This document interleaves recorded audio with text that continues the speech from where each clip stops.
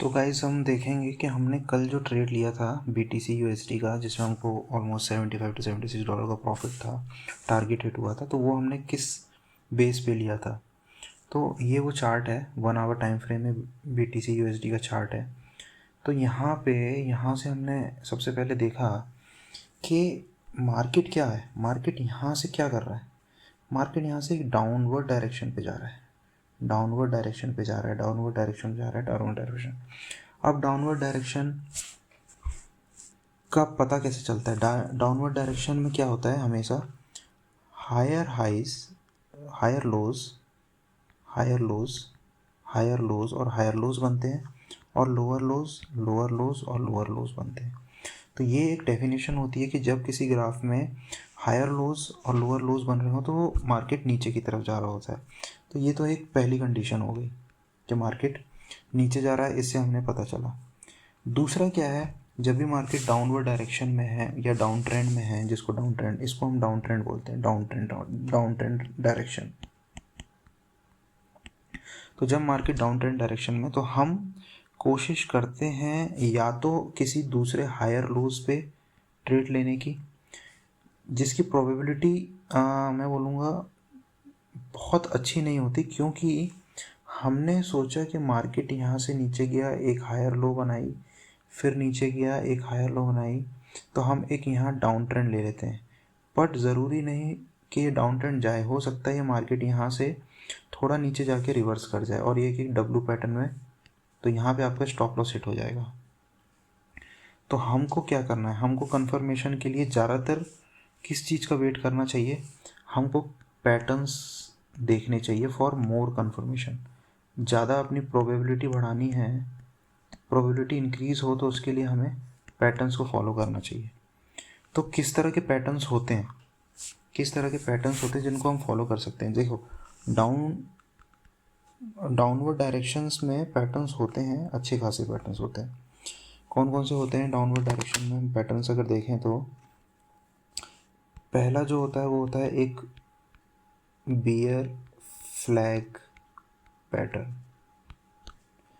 दूसरा, ये एक अच्छा पैटर्न होता है डाउन ट्रेंड में, अच्छी प्रोबेबिलिटी ऑफ हमको प्रॉफिट मिलता है इसमें, प्रोबेबिलिटी अच्छी होती है। प्रॉफिट तो मैं क्या बोलूँ, वो तो डिपेंड करता है, प्रोबेबिलिटी अच्छी होती है। तो एक होता है बियर फ्लैग पैटर्न, एक होता है bear rectangle pattern, bear rectangle pattern, एक होता है बियर पिनेंट करके। अगर मैं इनका एक छोटा सा ब्रीफ इंट्रोडक्शन दूँ कि ये कैसे दिखते हैं डाउन ट्रेंड में, जब हमको डाउन ट्रेंड मार्केट चल रहा हो, हमको इनको देखना है, पहचानना है, तो ये कैसे दिखते हैं। अगर मैं इसकी बात करूँ आपके फर्स्ट वाले की, जो कि है बियर फ्लैग पैटर्न, अगर मैं बियर फ्लैग पैटर्न की बात करूँ तो ये कैसा दिखता है, मार्केट नीचे जा रहा है, नीचे जा रहा है, नीचे जा रहा है, और फिर एक जगह ये कंसोलिडेट होकर एक फ्लैग बना लेता है। मतलब बियर फ्लैग नाम क्यों पड़ा है, इसको फ्लैग एंड पोल बोलते हैं। तो ये बियर फ्लैग मतलब बियर मार्केट, नीचे का मार्केट, उसमें एक फ्लैग पैटर्न बन रहा है। तो जब ये ऐसा बनता है, तो जैसे ये इसको तोड़ता है, इस सपोर्ट को तोड़ता है और रिट्रेस करता है, तो यहाँ हमारी एंट्री होती है और एक टारगेट होता है। टारगेट कितना होता है, ये एक्स उतना ही होगा जितना ये एक्स होगा। तो ये एक पहला हो गया, ठीक है। अगर मैं दूसरे की बात करूं, बियर रेक्टेंगल, ये क्या होता है, जैसे डाउन ट्रेंड आ रहा है, डाउन ट्रेंड आ रहा है, डाउन ट्रेंड आ रहा है, तो ये एक रेक्टेंगल फॉर्म में, रेक्टेंगल फॉर्म में फॉर्म होता है। ये एक रेक्टेंगल फॉर्म में, एक रेक्टेंगल बनता है, उस फॉर्म में फॉर्म होता है। तो इसका जब ये सपोर्ट टूटता है, रिट्रेसमेंट होता है, तो यहाँ पे एक ट्रेड अच्छा मिल जाता है। अच्छा, ये दोनों ना सेम लग रहे होंगे।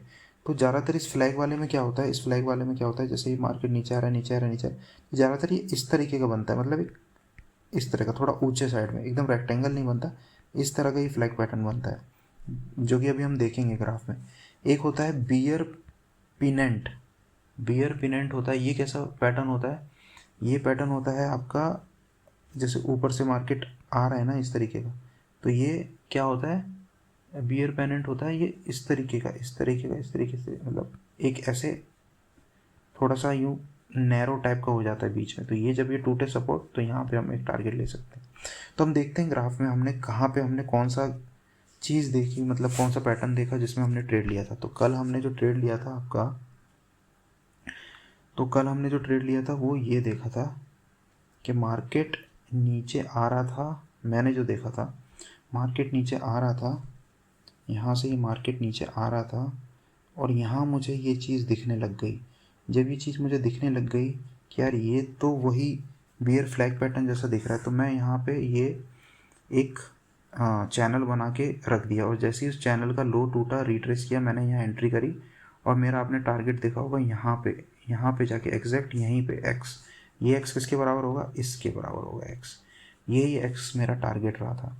और तो हम वो देखते हैं कि चैनल हम बताएं, एक्यूरेट चैनल कैसे बनाएं, क्योंकि रैंडम अपन ये इस तरीके का ड्राइंग करके चैनल बना के ट्रेड तो ले नहीं सकते भाई। तो उसके लिए हम चैनल बनाने के लिए कुछ टूल्स होते हैं, वो टूल्स देखते हैं। तो वो टूल्स, उसमें से एक जो टूल्स है वो है अपना, यहाँ पे देखो ये लेफ्ट साइड में होगा आपका, ये दिख रहा है ट्रेंड लाइन, रे इन्फो, इसी में देखो पैरेलल चैनल आ गया। पैरेलल चैनल के बाद हम क्या देखते हैं कि ये एक चैनल मेरे को यहाँ दिख रहा है यार, ये चैनल मुझे दिख रहा है, ये चैनल दिख रहा है, ये चैनल दिख रहा है, ये देखो सटीक दिख रहा है यहाँ पे। तो ये मैंने ये चैनल बना दिया। अब ये लग रहा है ना आपको बिल्कुल उसी की तरह। अच्छा, इसको और एक्यूरेट बनाने के लिए हमने लेफ्ट साइड में ये जो कैंडल है ना, कैंडल को छोड़ के लाइन करते हैं, लाइन में एकदम एक्यूरेट बनेगा। लाइन कैंडल किया हमने तो इसको एकदम एक्यूरेट बना सकते हैं, बिल्कुल टच कर सकते हैं उस चीज़, बिल्कुल टच करके बना सकते हैं। थोड़ी सी भी गड़बड़ी यहाँ पे होने के चांसेस कम हो जाते हैं। तो ये हमने चैनल बनाया और अगेन इसको कैंडल पे वो कर दो, बुक कर दो, ठीक है। तो अब हमने क्या देखा था कल, हमने क्या देखा था कल, हमने देखा था, मैंने जो देखा था कि मार्केट यहाँ से ये नीचे जा रहा है और ये फिर एक चैनल, ये उस चैनल पे फ्लो करने लग गया मार्केट। जब ये चैनल पे फ्लो करने लग गया तो मैंने इसके टूटने का इंतज़ार किया। टूटने के बाद ये एक जब दोबारा ऊपर गया तो यहाँ कहीं मैंने ट्रेड लिया और यहाँ तक का मेरा टारगेट था। ये टारगेट मेरा $75 का था। स्टॉप लॉस कितना होता है, स्टॉप लॉस केवल इतना, इसका जो टॉप है, स्टॉप लॉस मेरा करीबन होगा $15 का।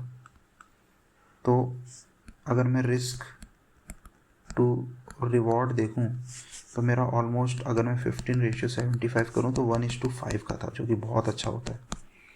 मतलब मैं ₹1 गंवाने को तैयार हूँ ₹5 कमाने के लिए।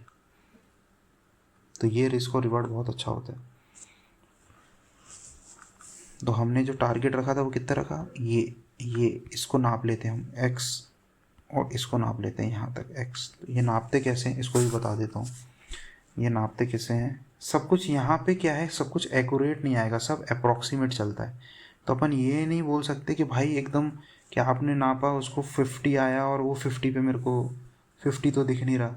तो थोड़ा बहुत डिफरेंस रहता है, एकदम एक्यूरेट नहीं रहता। यहाँ पे देखो एक लेफ्ट साइड में टूल है आपका, क्या बोलते हैं ये मेजरिंग स्केल टाइप का। तो देखो स्केल से मैंने इस टॉप को लेके इसके नीचे तक का देखा तो कितना आ रहा है, 1944 के करीब करीब, ठीक है। वही चीज़ जब ये ब्रेकआउट होगा यहाँ से, जब ये इसने ब्रेकआउट किया था यहाँ से, तो मैंने यहाँ से नापा 1944 के करीब करीब, यहाँ कहीं देखो 19, यहाँ तक का अपना टारगेट था 19 समथिंग का, देखो यहाँ तक का है ना, एक्यूरेट उतना ही अप्रॉक्स आ रहा है। और उसके बाद क्या हुआ, अचानक हम जैसे ही निकले मार्केट ने रिवर्स किया, हम जैसे ही निकले मार्केट ने क्या किया, रिवर्स किया। ये देखो मार्केट ने कितना बेकार रिवर्स किया, हम जैसे ही निकले मार्केट ने कितना बेकार रिवर्स किया। ये पूरा पार्ट जिसने भी, ये बेचारे ने, अगर यहाँ पे उसका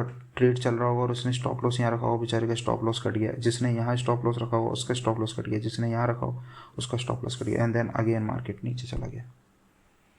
तो ज़्यादा लंबा टारगेट भी नहीं रख सकते क्योंकि यहाँ पे वॉलेटिलिटी बहुत होती है, इसीलिए हमको टारगेट उतना ही रखना है जितना हम कॉन्सेप्ट के हिसाब से चल रहे हैं। तो बियर फ्लैग पैटर्न में जो टारगेट रखा जाता है, बियर फ्लैग पैटर्न में जो टारगेट रखा जाता है वो मैं बता देता हूँ आपको। जैसे ये बियर फ्लैग पैटर्न बन रहा है यहाँ पे यूँ करके ऊपर की तरफ, तो जो इसको नाप लो ये कितना है, अगर ये इतना एक्स है तो इसके टूटने के बाद यहाँ से एक्स देखो, ये आपका टारगेट रहेगा और ये बस हल्का से आपका स्टॉप लॉस होगा।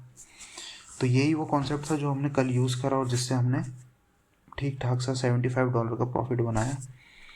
तो क्वांटिटी हमने कम ही यूज़ करी, पर एक्यूरेट ट्रेड अपने को बहुत अच्छा मिला पैटर्न वाला। तो पैटर्न्स को फॉलो करके हमको ना बहुत अच्छे अच्छे ट्रेड मिलेंगे। पैटर्न ज़रूरी नहीं है डेली बने, बट जब भी बनते हैं पैटर्न बहुत अच्छा वर्क करते हैं।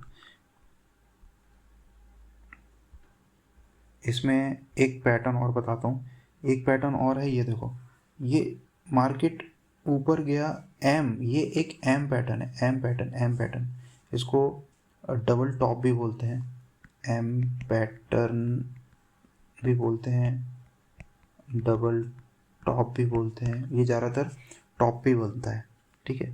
अब देखो ये एम यहाँ से बना, रिट्रेस किया, रिट्रेस ज़्यादातर करते हैं, जैसे रिट्रेस किया यहाँ एंट्री लेनी थी, और आपको टारगेट इसमें कितना लेते हैं, जो यहाँ से लेके यहाँ तक का एक्स होगा, वो यहाँ से लेके यहाँ तक का एक्स होगा, इतना ही टारगेट रखें, आपका टारगेट मीट हुआ, निकल जाओ।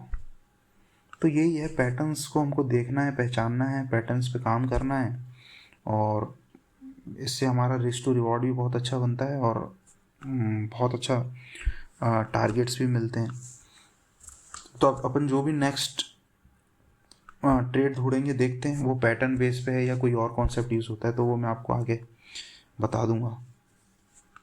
तो ठीक है, फिर नेक्स्ट वीडियो में मिलते हैं। Okay then, bye.